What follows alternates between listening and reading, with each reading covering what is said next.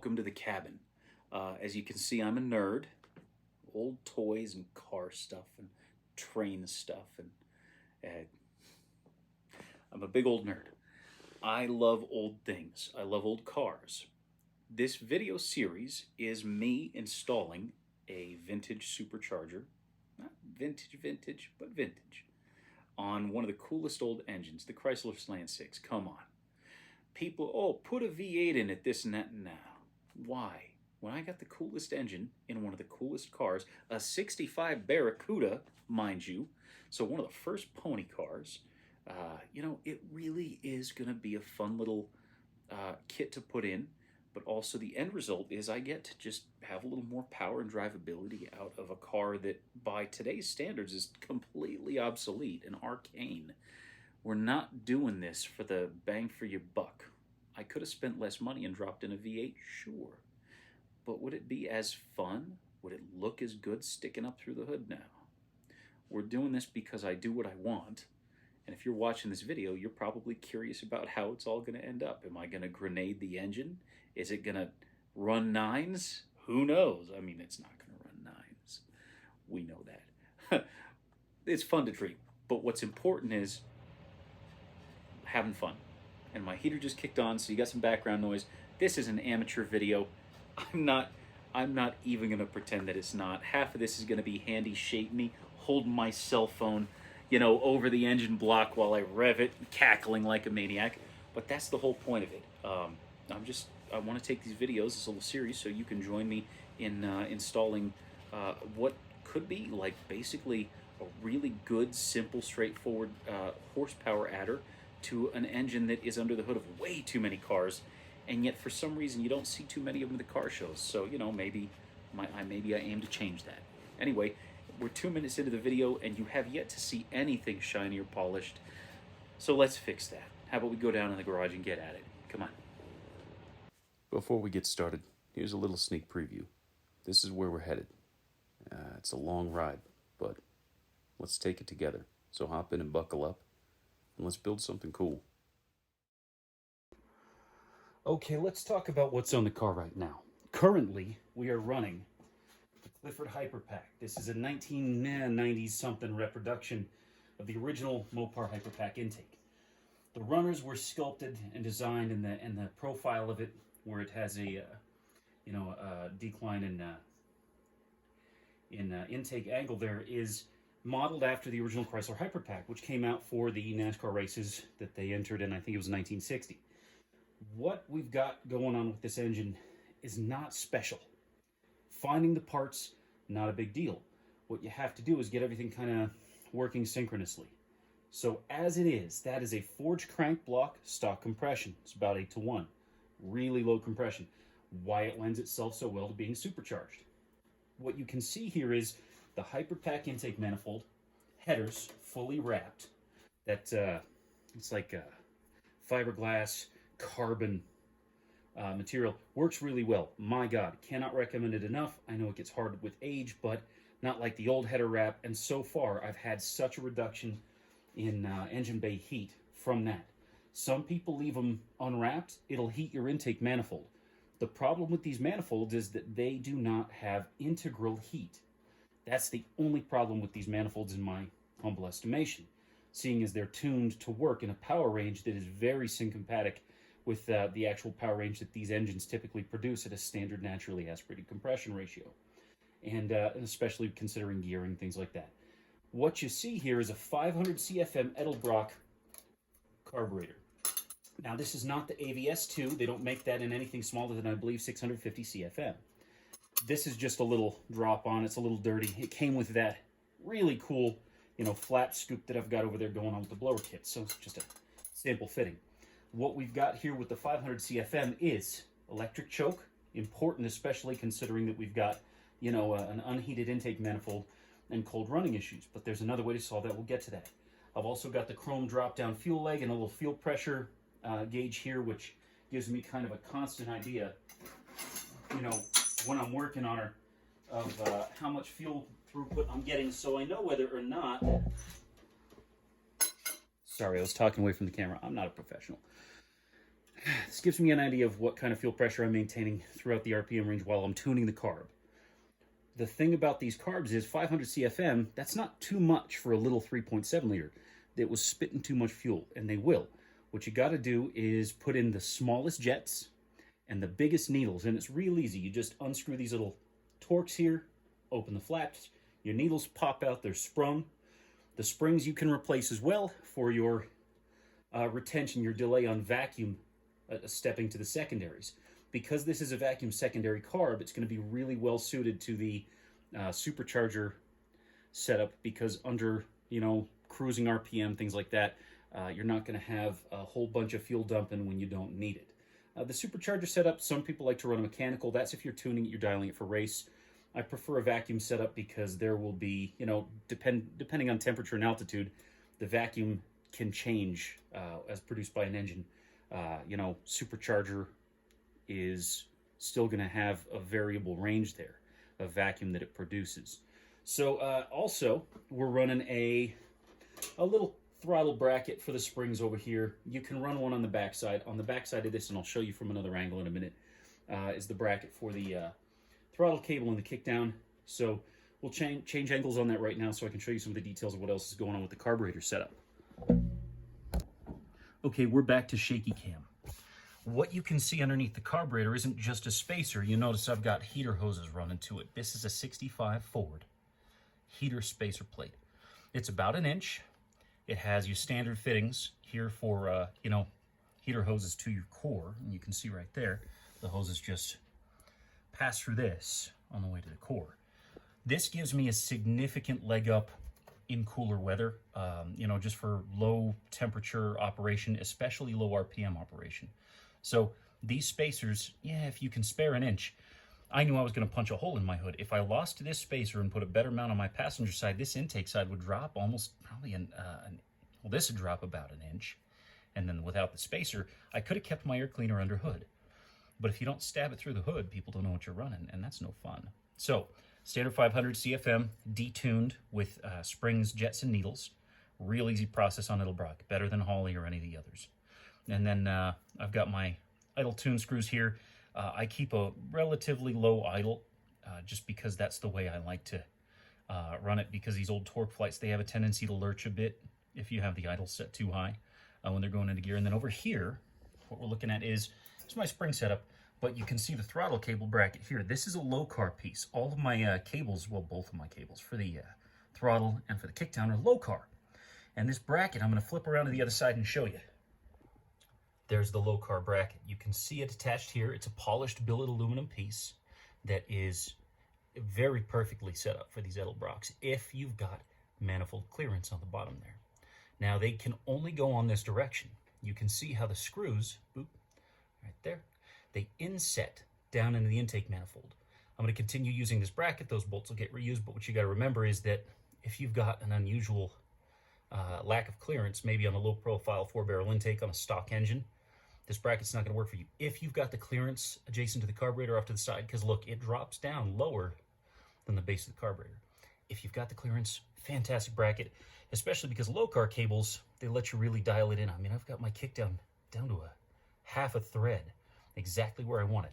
Never mind the blue electric tape. That was to keep some stuff from getting into the cab, because I have to fabricate a firewall port cover, and that's going to be a fun little project. But otherwise, stock carb. Intake's bolted up with, your standard little Slant Six wing nuts here. The one thing I had to do with the intake is grind down on all the flanges to get it down to the same exact half inch right there. You can see the notch there. These were not machined from factory. And then I can tell I've got a little exhaust leak right here. Okay, I only have a couple of tiny little leaks, but what I've got coming is a Remflex gasket. That's a carbon-based, very high crush, high temperature gasket that'll mate these, the intake and the exhaust headers here right at the flange to the head with really good sealing. The stuff that you get at AutoZone and O'Reilly's not that good. Let's talk about the rest of the doodads, just so you guys know where I'm at before I start this build-up. I have a generally stock setup for electric ignition. I'm using a stock ignition switch. I'm using a stock, solenoid, starter solenoid. What I've got is, I've got a Willwood style single piston, 1 1/8 inch bore, master cylinder there, non-power. How could I fit that, obviously? But you don't really need power in a very light car, and you get way better pedal feel.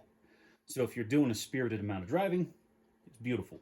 I have a fully new painless wiring harness here. I haven't finished sealing the wrap because some of this is going to come apart since the MSD6 BTM ignition is going to require a couple small modifications to the wiring harness here, at least the way it's laid out right now. I've also got over here, I've got a couple of, what you can see is headlight relays. I've got a full direct-to-battery headlight relay kit on this car. Way brighter, especially if you're running a quality halogen. It's an immediate and significant difference. And without the power going through the dash switch, you don't just lose your headlights on a road trip because of a little oxidation, which is common on the old dash switches. So it's a nice little workaround. ECU over there, you can see the little box in the corner. Chrome ECU, it's a Mopar stock piece. It runs great. I've got the ballast resistor on the firewall. The 6 BTM removes the ballast resistor from the little orchestra of ignition here. And so we're going to get rid of that ECU box. We're going to get rid of the ballast resistor. And then I think we're going to mount that MSD. I think we're going to mount it in the far corner above where that ECU currently is. There's already a couple drilled holes in there. It's fine. It's a good place with plenty of clearance. At some point, I'm going to put a washer bottle setup on, but I know you can, there's a couple different ones to choose from, so you can go side to side. But we're going to put power washer bottle back on this because this is a drivable car. This is a road car. I'm also running cold case radiator. I don't endorse stuff, but I can tell you from experience, wow, major difference. I had a ton of overheating problems with the little cheap slant radiator from Champion. It's narrower by, 4 inches? And it's a little 2-inch core, 3-row. They're nothing. There's almost no flow in that thing. This is a 3-inch core with 2 1¼ inch oval-shaped rows. Cold case radiator. They, they have a pretty good reputation. I found the fit and finish to be real good. Mounting bracket, drill hole locations, but that also could just have to do with inner fender and alignment and old, body damage up front. I can't account for. So, it's good enough. I had to make 2 or 3 little amendments to the mounting bracket holes on the radiator. Otherwise, huge fan. Funny I say that I'm a huge fan because I'm not running a huge fan. I got a 16-inch Proform, Mishimoto puller fan on the front working as a pusher. It does the job. I have 180 thermostat and a 180 electric switch. This thing runs ice cold. I have to really pound this thing to get it to heat up. I've also got a Power Master alternator, which you can see it's chrome and shiny, but it's not just the shine, it's the 100 amp, and that thing pushes plenty of juice. I have a Power Master starter hidden down there under this little mess of snakes here. We're going to do some cleanup here. We're going to do a ton of cleanup for the wiring harness, but also the hoses and whatnot. So when the new manifold goes on, it's going to tighten up a lot of this hose work. It's going to clean up a lot of things. I have new stainless hose and a fitting to run an actual, high compression quality stainless hose from the fuel pump all the way up to the carb. If the stock fuel pump can't keep up with the fuel requirements with the blower, which it probably can, but if it can't, then we're going to go with a regulated electric fuel pump, probably from Summit, maybe from Holley.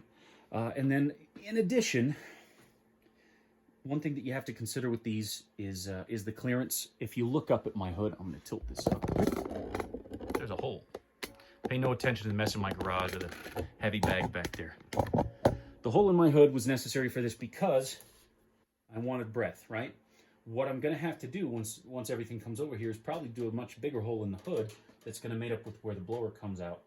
It's not a tall blower. I may be able to keep the whole blower under hood and just do another hole for a carb scoop.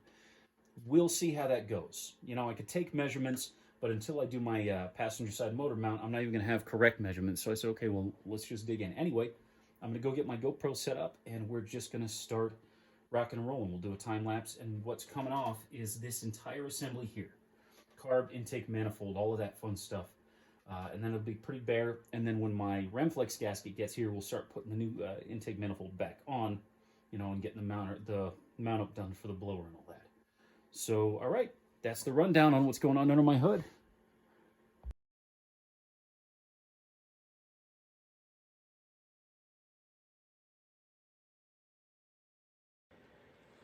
Well, here it is. Here's the kit. I have a bunch of little parts and pieces here, but what you're looking at is a disassembled Wayand B&M Holley standard 144 Supercharger. And it is going to be bolted on that crazy intake manifold you see right there. Brought to you by Aussiespeed. As that banner pinned to my dirty garage wall will hint to you. Not much of a backdrop, dirty wall and the door of a 64 Airstream, but we will go through this and I'm going to show you some cool stuff here. This is going to be quite a project. So, what are we looking at here? Look at all these shiny parts. Let's do the quick tour. That is a 144 Supercharger built by B&M. I bought the blower. It was a bit of a project. It's not in perfect condition. Needed a little bit of work, but you can see the Teflon liners there on the rotors. It rolls smooth. It has rebuilt bearings and seals, new gaskets. Honestly, it was in real good shape when I bought it. I put a little oil in it, so you can see that is our Redline Heavy Shockproof Best Lubricant. This is the grease that's in the bearings. Those are the two that you want to use for these blowers, proven by a lot of guys who actually use these to make real horsepower and not just throw a little bit more air and gas into a little putt-putt machine like my Slant Six. This is the Aussiespeed blower intake. As you can see, it's clearly a Slant Six manifold. I mean, it's pretty, and it's ugly. This thing is pretty well cast, nicely polished. Got it from Aussiespeed in relatively short time. They ship stuff good and quick and well packed, mind you. I bought this thing from a guy up in Reno. So I got my little air cleaner there. And this is a cool thing because, as you can see from the length, it's shorter. It's only like 14 inches. So it's not that big, long, double carb one just with one carb adapter underneath, because those look long and silly. Here's the snout from Aussiespeed. Already installed the spacer here for the top pulley. This thing installs there. That is another story about fitment, but we'll talk on that when I make the video on that section. We've got the tensioner that bolts to the snout right there, right on top. Some support arms here, and that's a new rod for adjustable tension on the alternator, and I've got the lower pulley, the upper pulley here. I've got all the nuts and bolts and whatnot. They include laser cut Flange washers. that go on the intake and exhaust manifolds and lock it down here. So the nuts go on there. And you bolt it onto the studs of the head. So we've also got some nice stainless braided fuel line, gaskets. I bought some bearings and I bought seals from a company who sells supercharger parts.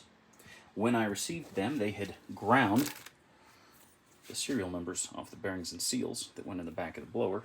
And so I won't recommend them, because that seems like the silliest little way to force people to come back to you. Usually your customer service and your prices are what do that, not some secrecy in parts and numbers. Anyway, new copper gaskets for the exhaust headers. Timing tape, although with my timing pulley, this won't be used, but we can use it to measure out the marks that I am going to make. And MSD 6AL. This is the 6 BTM. Shaky cam. 6 BTM. Boost, timing, master. It could stand for a lot of things, including things that have the word butt in it if you wanted to be funny about it. But that's not funny. Butts aren't funny at all. What is funny is that this is the only one, single box, that will cheaply and easily, in my experience, retard your timing. Using this fun little dial, instead of having to plug a laptop in to try and tune your car, just you turn that little dial to get 0, 1, 2, or 3 degrees of timing retard based on boost pressure and RPM. So that's necessary to keep detonation at bay and keep your engine from exploding in the wrong way, because they explode intentionally all the time. That's what combustion is. So we will do some videos on all these individual parts. I'm going to show you some quick assembly stuff on the head unit, although you should probably buy a new one if you're not sure, or watch other way better videos on rebuilding them. That's not my skill. So this is the kit And it's not as thorough as I'd like to be, but it's very cold out here, so it's as thorough as I'm going to be today. And I guess let's just start digging in piecemeal and working on putting everything together. Cool. I'll see you in those videos.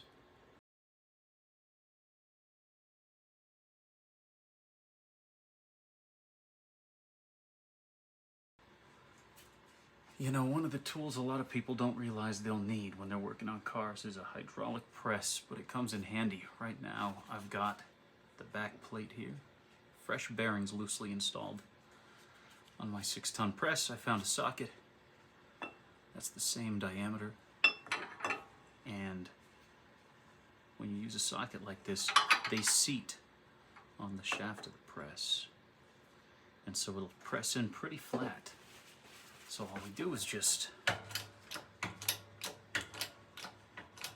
crank it down. You can't see it moving, but it's moving. Press, press, press, till it seats.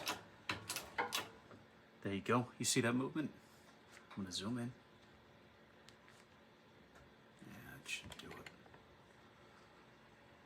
All right, and you just gently press the bearing into place. There's almost no resistance. The bearing will home itself to a point. You just want to make sure you're using a real flat surface and that you take your time.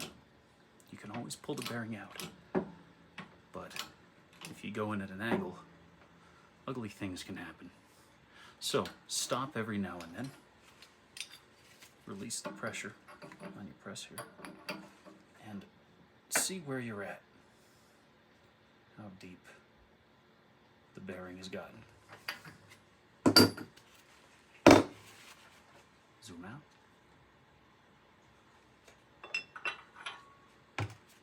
Clean parts is important. Okay, it's almost homed. And right there I can feel it's homed close enough because it's under the lip.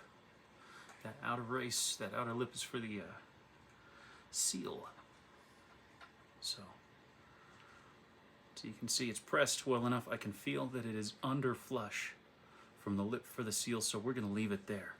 I'm not going to drive it home because you can crush the top of a bearing and not know until it's too late. I can feel good movement in there. I pre-greased them with Royal Purple Ultra Performance grease. All right, so that one's driven home. Let's do the next. Okay, cool fact of the day. Superchargers do not like interference fit. Clean your hands off a bit. I've got this socket and I want to show you when I install this bearing, and it goes in to its, to its little seat down there. But when I install the seal on top, it's imperative, absolutely priority, that the seal is sub-flush. So the way to check that, once you install it, which I did with a little soft mallet, is you set your little socket or whatever you got here. See all that? It's resting inside the inset here, the machined groove for the seal. So this ain't going anywhere, and the mating surface is sub-flush because the rotors come right up to the inside edge here. And if I didn't put the seal in further down than the surface here, it would be very loud and it would be very destructive. So this is a great little test. You can see it's all seated, and then I'm going to use a razor around the edge to pull out any of the red paint flakes that came off of that bearing seal when I put it in. So yeah. Okay, a couple things about this intake manifold. You can see it's got kind of a pattern in here, like a waffle. This helps with fuel dispersion and air turbulence as the everything's going in the bottom. This helps dispersion. Nice cast. You've got a little, this is the top end of the support mounting hardware, because you want to support the weight of this block, otherwise it's just hanging off. The ports are nice, well cast, clean. They did a pretty good polish job on it. I'm very, very pleased with everything that's come from Aussiespeed so far. We're just going to start putting it all together. All right, so here's assembly. This supercharger was purchased in a good working used condition, but I had to take it apart, check the bearings, check the inside surfaces. They weren't bad. I bought, as you can see in the back there's a second case. Notice I'm tapping out the little studs that hold the case halves together between the section that holds the gears, that front portion of the case and the body there. I bought the second case that you see in this. It was advertised to be in real good condition. It wasn't, again, from that nameless Supercharger place, but if you Google Supercharger parts, it's one of the first that comes up. And their website looks like it was made in, I don't know, 2006. Whatever. Not going to trash talk, just caveat emptor. Be prepared to start on things early because you might have to return things if you're not buying brand new. Anyway, putting the case halves together.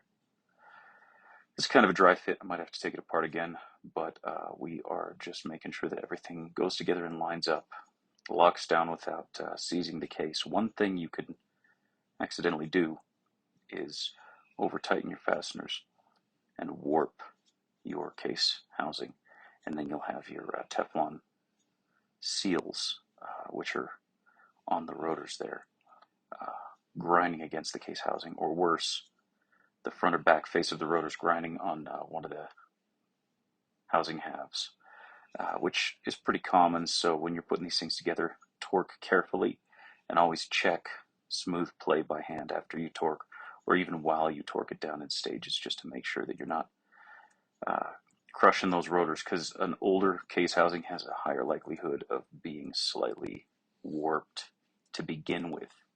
This one went together pretty well. The polish looks nice. At least I can say that. Alright, to start things off, I've got this baby pretty well put together for initial fitment. What I didn't do was secure all the case fasteners. This center section, it's got the front section which houses the bearings, and this is actually sandwiched between the rotors and the gears. This section is sandwiched in between the front plate and the body, bolts right through. These are not threaded holes. So you've got bolts in the front, bolts for the rear case, 2 different depths. I've got most of the bolts I need now in stainless. The reason we're replacing these is I don't even have all of the original ones that I need. Not enough washers, this and that, but honestly, one of these started to strip. I don't know the age of them, I don't know the story of them, so we're gonna go and just real quick pull and replace these critical case bolts with something I know I can rely on. Stainless is pretty, but it's also nice and hard. It doesn't seize, and it's pretty. So let me turn this blower and let's get at it.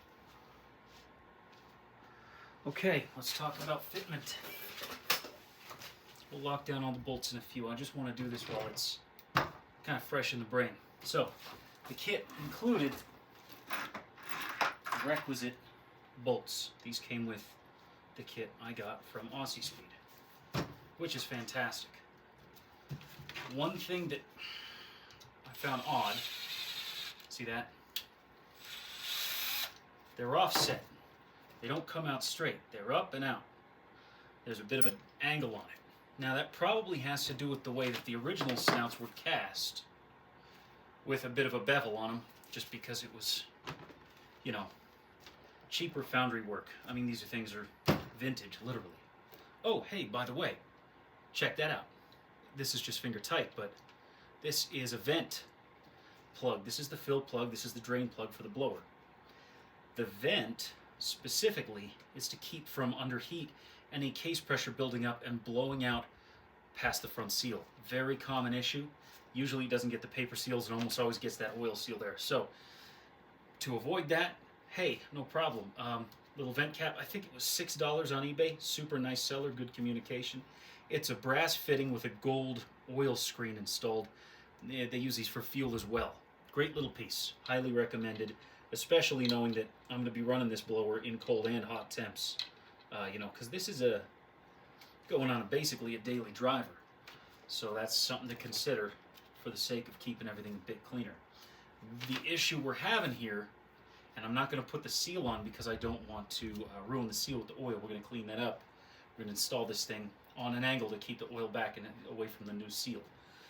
But for the moment, if I place this right here on the snout, and you'll see it drop in once the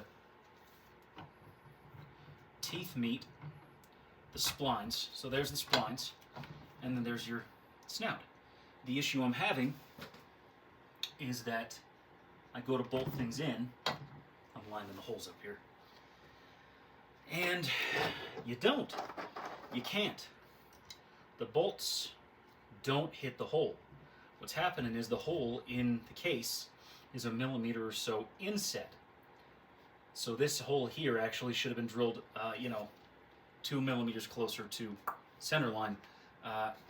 If that's the case, I don't know if later housings had a corrected angle for the bolts. That's not my worry. My worry is getting mine installed correctly and locked down and secured with these. You know, stainless has about 120,000 psi, give or take, tolerance.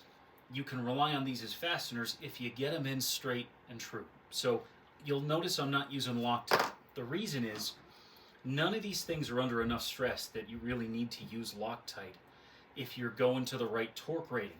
I don't use split lock washers because that'll gall the heck out of this aluminum.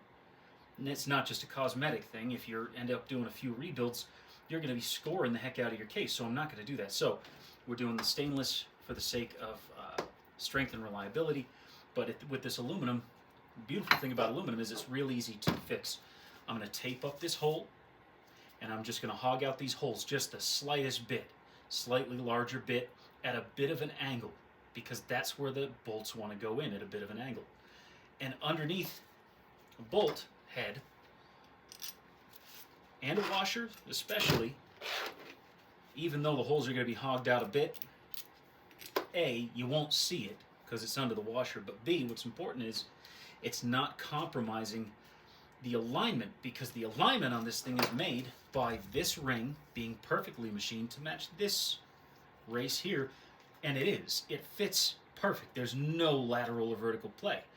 So the bolts going in is tertiary. The bolts going in is, that's not part of the alignment. That's just to secure it flush and keep it sealed. So that's why it's okay to hog these out a little bit and have a little bigger or an oblong hole for the bolt to go in.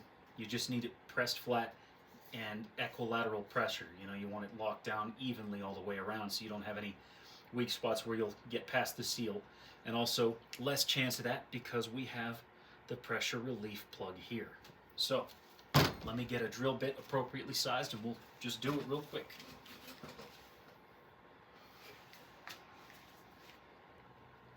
Now we're going to try something first, because I've got the drill bit I can use to ream these holes one size larger. Specifically, this is not a 13/64. It's one step up from 1/4 inch. Anyway, I'm tired, but we're going to power through this. I found that I still have an actual aluminum grinding bit, and we can ream out the bottom end of this hole at a bit of an angle, and that may allow us to get that bolt threaded in at the angle it wants to seat at, because it's really just they need to come inboard towards the pilot here, just like I said, 1/2 millimeter. You can see the holes through here. They're just barely shrouded by the edge of that. So we're going to give it a shot. You got to mask off holes, especially anywhere oil's going to be. Never assume that you can just clean it out later. So we're going to use this blue tape. We're going to mask it. And we're going to mask it well. We're going to use a couple of pieces and a couple of coats, and we'll just trim it up around the edges.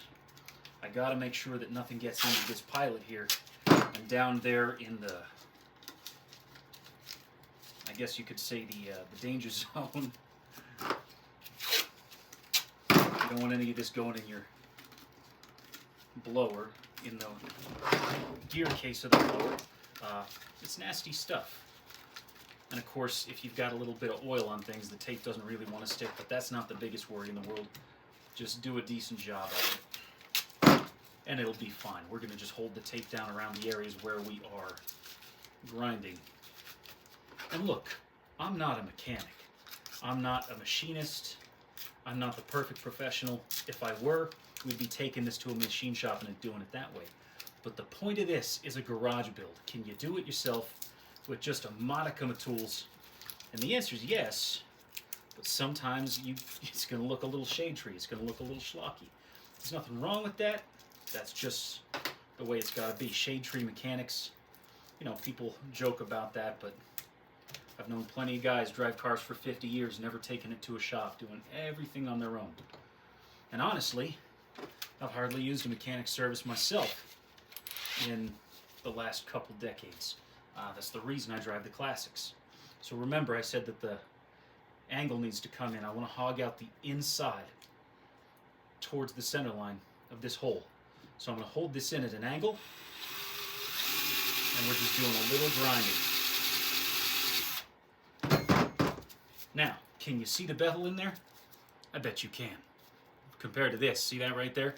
Aluminum cuts fast, easy, you know, reliable. So what we're looking for is that little bit of clearance. If we can get this little bolt in there a little better. So I'm going to grind this out a little bit more. Just go a little deeper. It's not having much effect on the outside. It's all on the inset, and that's what we wanted to worry about now. Get your aluminum shavings away. You can take this off for the moment. I'm going to get a little paper towel, and we're just going to clean this hole out. We're going to brush it out with a Q-tip to make sure that all the shavings are clear of this before we go putting it in here.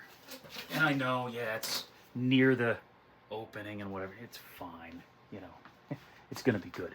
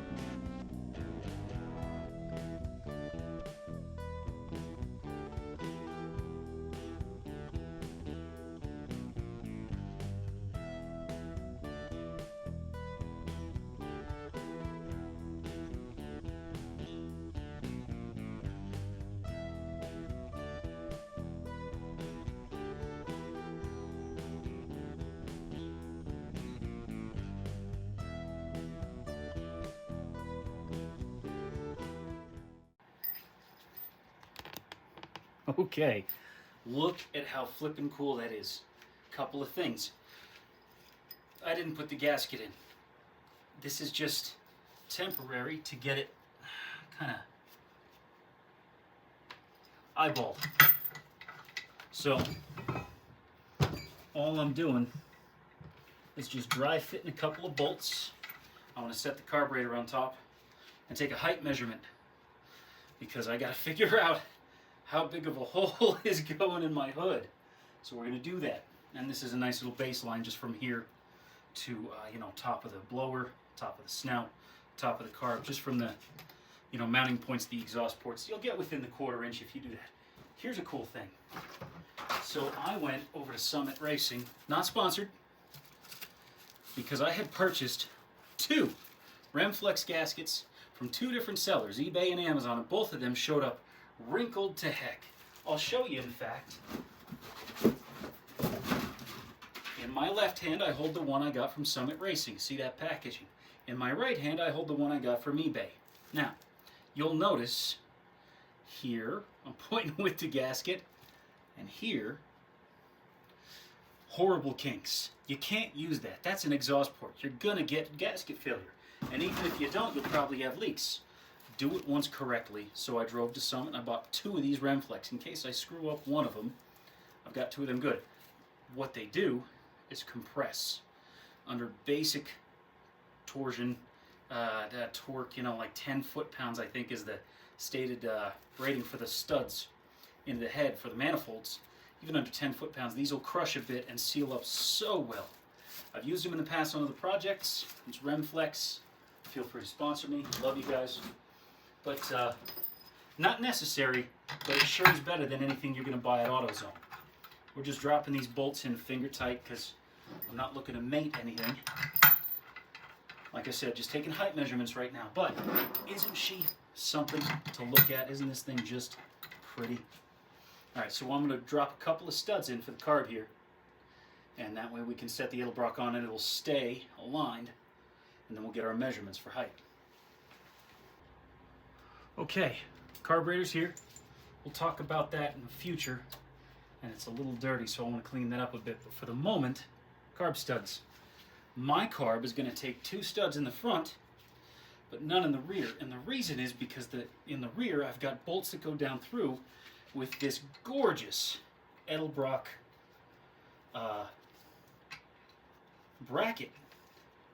Specifically for Edelbrocks, it mates up to the back. It's made by Locar, and it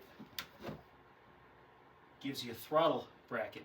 I'm going to put a little grease on it so it can go in finger tight. I'll clean that off later, but for now, dirty threads. Okay, good enough. All I want to do is just get this puppy set on. You're right, no gasket, I know. Now, I already see a couple of issues. I need a clearance here, okay, because I've got this little fuel arm here that is contacting the case. And that's something I gotta solve. Secondly, considerations for linkage. My linkage is long enough that I went from north-south to going to an east-west configuration, meaning my carb was turned this way, and my linkage was on the back in my previous car, set up with the Hyperpack intake.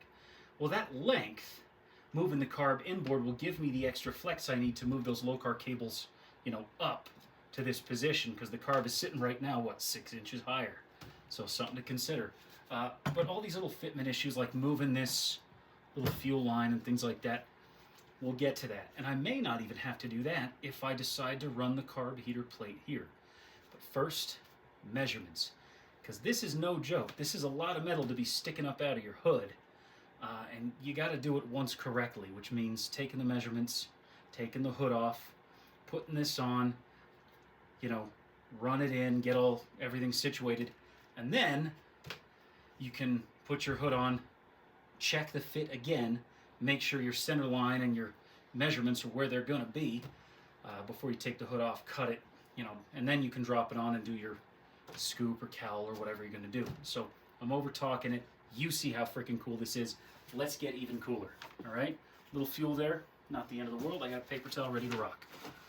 Paper towels are your friend, my friends. What I want to do is just set this little guy here. Now I can actually, I think maybe I can. Let's see. Does it clear? Oh, it clears. See right here, this is a cast aluminum piece that is meant to mount this particular scoop. I had a a chromed piece of tin version, but then this got found in the garage where I bought it, and I cannot wait to share more about that with you. But he found this, and now what we're looking at is, I want to say, maybe borderline ridiculous. And I should probably move the camera back because I don't know if it's getting all of this. It's not. I'm going to move that camera back and then we're going to set that on.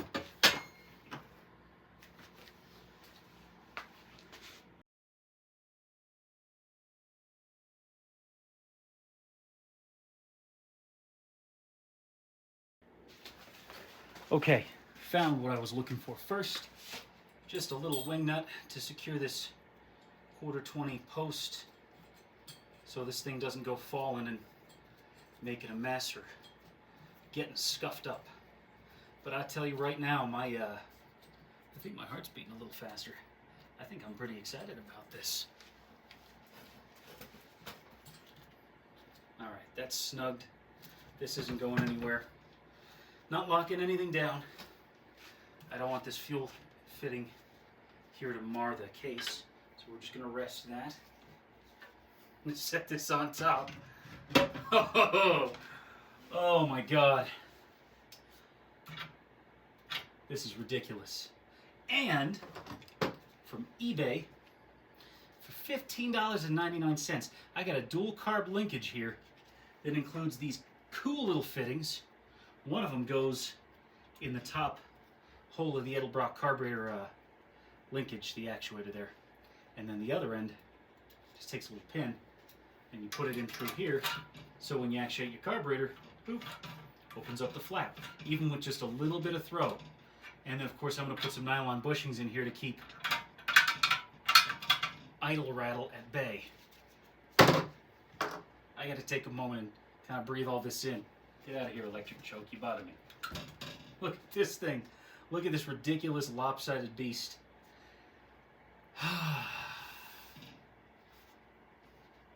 You know, I've wanted a blower for a lot of years, and I think now that I've got one, I feel like an idiot for not buying one sooner.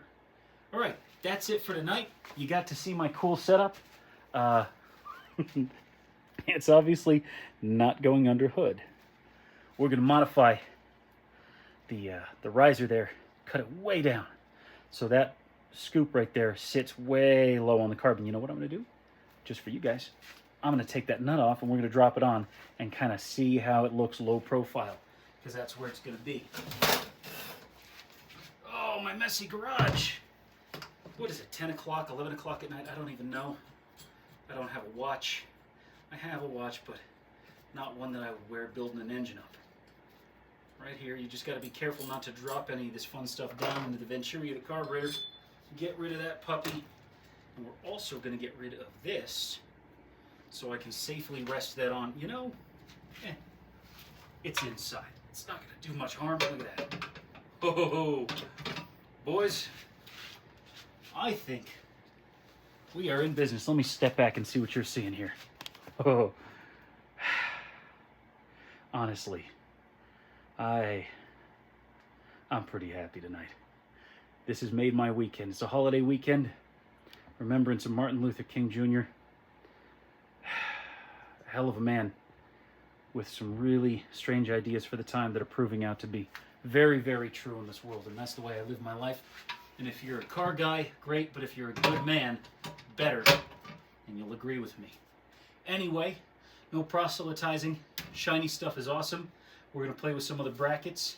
But tomorrow, we're going to put this on the car. Today, I'm done. I'll measure it with coffee in the morning, and maybe you can join me for that.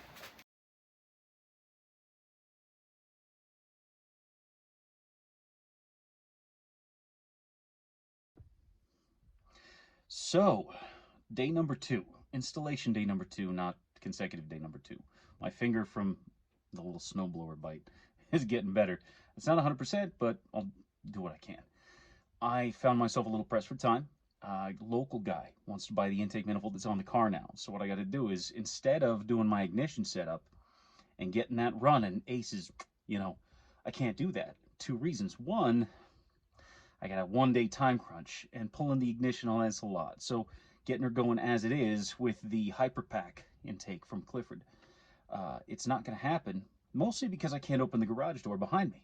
Because behind that door, well, outside that door, is 4,500 pounds of 1965 Dodge truck and probably another 4,500 pounds of snow. It's pretty bad out there. So it's plenty warm in here. I am about to get rock and rolling. I'm just going to do a time-lapse video on the intake removal on the Hyperpack because, you know, why would I bore you with the details? Unbolting stuff is easy. And if you had any questions after this, post a comment.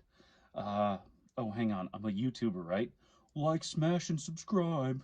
Smash, I don't even know what they say. Anyway, we're getting going. I got good light in the garage here, especially when I'm in the car because she has a big hole in her roof. But that's intentional. I'll do a video on the 40x40 rag top clip I got in here soon. No, not soon. When I get the car out and I can get some sunshine in here. Anyway, comfy, cozy. I got hot coffee. I don't do endorsements. I'm not sponsored. I don't know if you guys just have a comfortable hat you like, but I certainly don't do endorsements or sponsorship.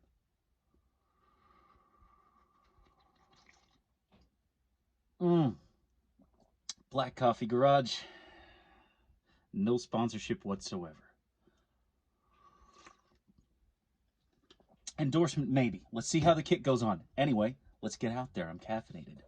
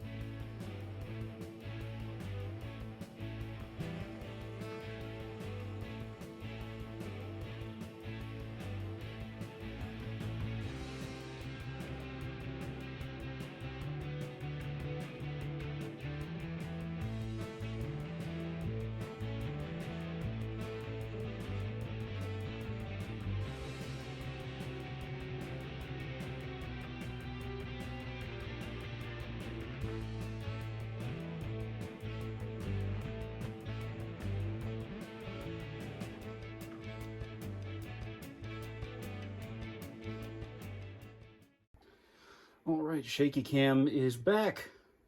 We have a few examples here of why these motors are horrible to work on.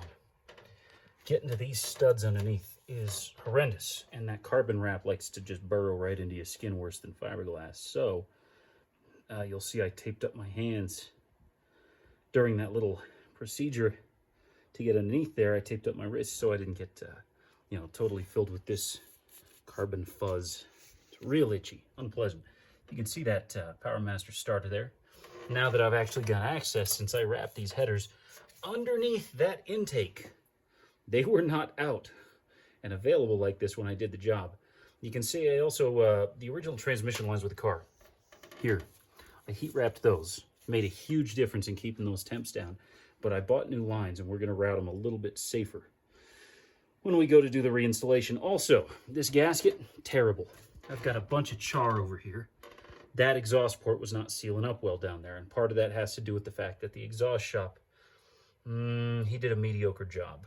So the way that these mount, it's kind of prying the exhaust manifolds away from the head. You don't want weight there. So I'm gonna have a shop modify my downpipes there. I'm gonna drop them and I'm gonna put in stainless flexible fittings like that 6-inch section in the main exhaust pipes there. That should alleviate some of the flex problem at the head, because right now with a rigid exhaust system, you've got your motor is tied to that entire exhaust system and there's constant torsional forces, so that's something we got to fix. So I may have to redo a couple of these studs. They go in the water jacket, several of them, so I don't like that. But these thin paper gaskets, never use those. Get the proper rem flex, and I'll show you an example once we get that thing here to install. So that's a wrap.